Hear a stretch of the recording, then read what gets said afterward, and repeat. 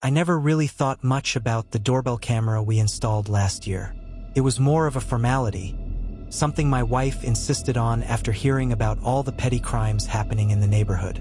We wanted to feel safer, especially with our kids playing in the yard. It gave us some peace of mind, or so we thought. It started a few nights ago. I was lying in bed, half asleep, when I got a notification on my phone. Movement detected at the front door. Groggy, I reached for my phone and lazily opened the app to check the live feed. First, there was nothing. Just the street lamp casting a soft glow on the empty front yard. I almost brushed it off as a stray animal when I noticed something strange. A figure appeared at the edge of the camera's view. A tall man, dressed in all black, wearing some kind of hood.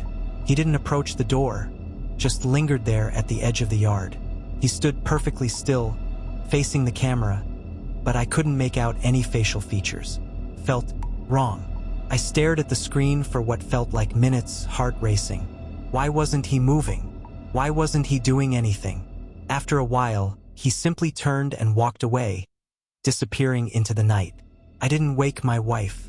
It was probably just some weird passerby, I told myself. The next night, it happened again. I got the notification at the same time, around 2 a.m. My heart sank. I grabbed my phone and opened the app, and there he was, the same man, standing at the exact same spot.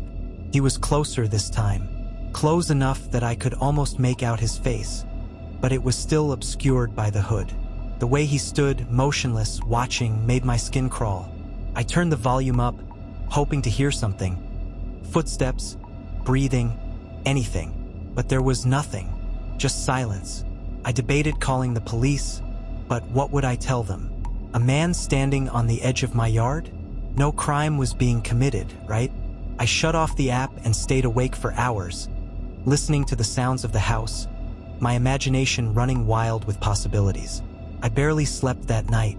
The third night was the worst. I stayed up late, waiting. The notification came right on time, 2 a.m., like clockwork. My hands trembled as I opened the app. This time, he wasn't at the edge of the yard. He was standing at the door, his hooded face directly in front of the camera. I froze. His head was tilted slightly to the side, as if he was examining the camera, or worse, looking right through it. Right at me. I could feel my pulse quicken. I wanted to shout, to scream at him to leave, but fear gripped me. I tapped the microphone button on the app, my thumb shaking. Who are you? What do you want? I croaked. No response. He didn't move, didn't flinch, just stared.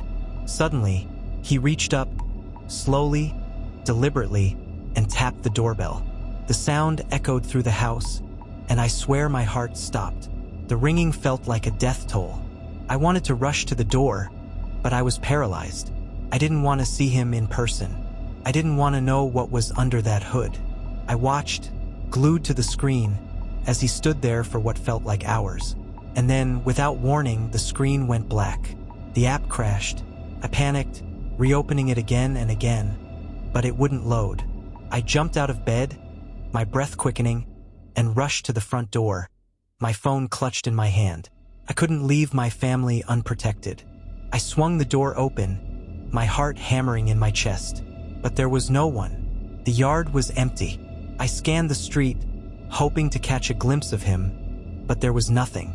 I didn't sleep that night. I spent the rest of it on the couch, watching the doorbell feed on my phone, waiting for him to return. When morning finally came, I went through the recorded footage, but to my horror, there was no trace of him. The camera didn't record any motion during the times I saw him. It was as if he never existed. I wanted to believe I was imagining things, that maybe I was dreaming or stressed out. But tonight, when I got the notification, it wasn't from the doorbell. It was from the camera in our backyard. And this time, he wasn't standing outside. He was inside the house. I stared at my phone, my blood turning to ice. The notification blinked in front of me, but I couldn't bring myself to open it. My shaking hand hovered over the screen as my mind raced. How could he be inside? Heart pounding, I slowly swiped the screen to view the live feed. The image appeared, and there he was, standing in the middle of our living room, his hood still obscuring his face. He didn't move, didn't make a sound, just stood there motionless, staring at the camera like he knew I was watching. I stumbled out of bed, gripping my phone like a lifeline, my legs barely supporting me as I made my way down the hall. I had to protect my family, my kids, my wife. I couldn't let him hurt them. But as I reached the living room, the air grew impossibly cold, and the silence felt deafening. I paused, staring into the darkness ahead. My phone was still in my hand, the camera feed showing the same still image of the man standing right where I was looking, but the room was empty. I blinked, my breath catching in my throat. There was no one, no man, no sign of anything out of the ordinary. The house was just silent. I glanced back at my phone. The figure was still there, unmoving, staring back at me through the screen. And then, slowly, deliberately, he reached up and waved. The screen flickered, then went black. The doorbell rang.